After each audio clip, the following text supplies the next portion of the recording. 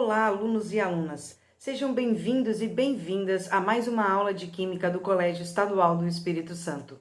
A nossa aula de hoje é sobre distribuição eletrônica. Aquela sopa de letrinhas químicas, um S2, 2S2, 2P6, pode até parecer difícil, mas não é. Vamos conferir a aula? Bora lá!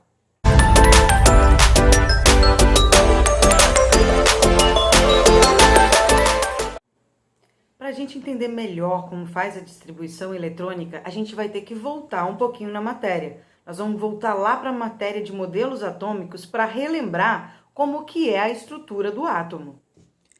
O átomo é composto de um núcleo pequeno, denso e positivo, e ao redor desse núcleo giram elétrons em órbita. Estes elétrons não giram todos numa mesma órbita. Uns giram mais próximos ao núcleo e outros mais afastados. Cada órbita dessa representa uma camada eletrônica. São 7 camadas eletrônicas, nomeadas da letra K, que é a primeira camada, até a letra Q, que é a última e 7ª camada eletrônica. Cada camada comportará um número máximo de elétrons. Na camada K, por exemplo, caberá no máximo 2 elétrons, enquanto na camada N caberá até no máximo 32 elétrons. Camadas de elétrons mais próximas ao núcleo sofrem uma atração nuclear mais forte do que as camadas que estão mais distantes do núcleo. Isso faz com que cada camada tenha um nível de energia. A primeira camada, devido à atração nuclear, corresponde ao nível mais baixo de energia, o nível 1, enquanto a 7ª camada apresenta o maior nível de energia, que é o nível 7. Como se pode ver nessa figura, a terceira camada M pertence ao nível 3 de energia e pode comportar até no máximo 18 elétrons. Dentro dos níveis de energia, existe mais uma divisão, que são os subníveis de energia. São 4 subníveis de energia, nomeados com a letra S, P, D e F. Assim como nos níveis de energia, os subníveis também vão comportar um número máximo de elétrons. O subnível S só cabem no máximo 2 elétrons. No P cabem 6, no D cabem no máximo 10 e no F cabem no máximo 14 elétrons. Imagine o seguinte, imagine que a órbita desses elétrons seja um caminho pelo qual eles vão passear. Se eles vão passear pelo caminho, eles precisam de um automóvel específico para isso. E os subníveis são justamente esses automóveis dos elétrons. Então, significa que, se eu só tenho 2 elétrons para passear na órbita, eu posso ir de moto, ou seja, eu posso ir com o subnível S. Agora, se eu tenho mais elétrons, por exemplo, eu tenho 10 elétrons para passear, aonde eu vou levar, em que veículo eu vou levar esses 10 elétrons? Com certeza vai ter que ser numa van, ou seja, no subnível D. E se tiver mais que 10 elétrons, por exemplo, 13, 14 elétrons, então não vai caber numa van, eu vou precisar de um outro veículo, um outro subnível. Ao invés de colocar no D, eu vou colocar no F.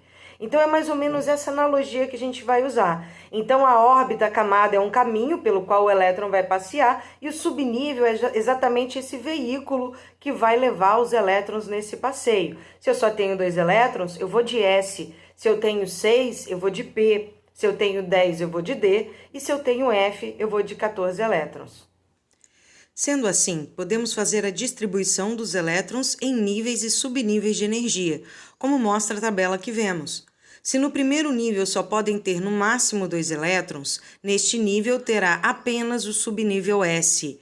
Se no terceiro nível cabem no máximo 18 elétrons, significa que tem 2 elétrons no subnível S, tem 6 elétrons no subnível P e 10 elétrons estarão no subnível D, somando ao todo 18 elétrons. Mas antes da gente prosseguir com a distribuição eletrônica, a gente precisa aprender como que a gente vai ler o nível e o subnível eletrônico na representação da distribuição. Preste atenção na figura que nós vamos ver agora, porque vai ser bastante importante para que você aprenda a distribuir os elétrons em algum elemento químico. O número grande em vermelho representa o nível do elemento, neste caso, nível 1. A letra representa o subnível do elemento. Neste caso, este elemento tem o subnível S. E o número 2 elevado à letra S corresponde à quantidade de elétrons que está neste subnível. Então, nós podemos ler que existem 2 elétrons no subnível S do primeiro nível de energia. Agora vamos ver um exemplo diferente desse que a gente acabou de ver. Neste exemplo, temos o 6d8. Isso significa que existem 8 elétrons no subnível D do sexto nível de energia. O nível de energia é a mesma da camada, então se está no sexto nível, é que está na sexta camada eletrônica. Agora nós vamos ver de fato como vai fazer a distribuição dos elementos químicos. Temos que ter em mente que nós vamos distribuir os elétrons. Como é que a gente acha esse número de elétrons? É só lembrar do número atômico. O número atômico de um átomo que está presente na tabela periódica, ele é igual ao número de prótons e, consequentemente, igual ao número de elétrons. Então, quantos elétrons tem um átomo? Basta a gente olhar no número atômico deste átomo. Esse número 12 aí embaixo é justamente o número atômico, que dá o número de elétrons.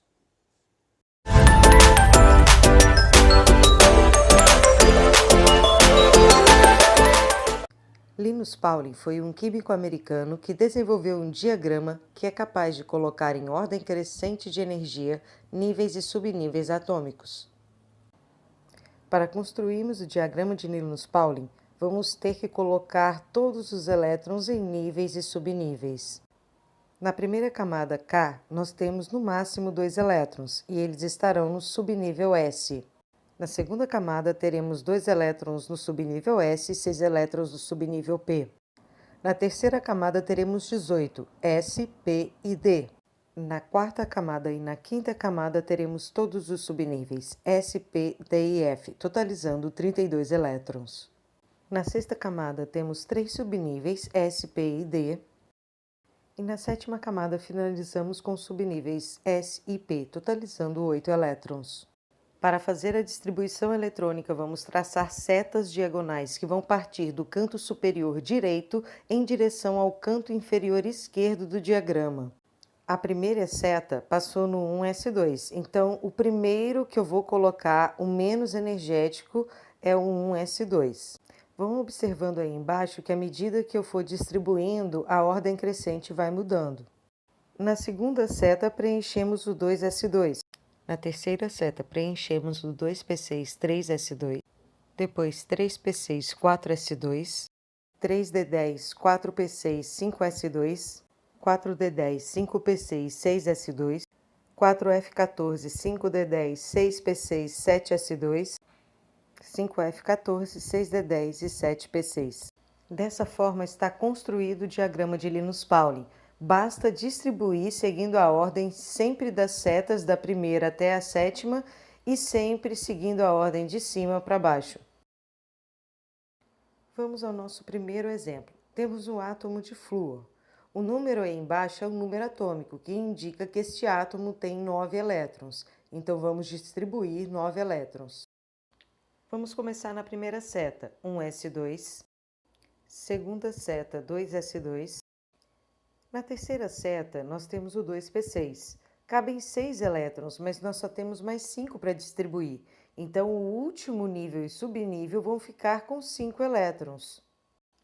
E aí, finalizamos a distribuição, que fica 1s2, 2s2, 2p5, totalizando 9 elétrons.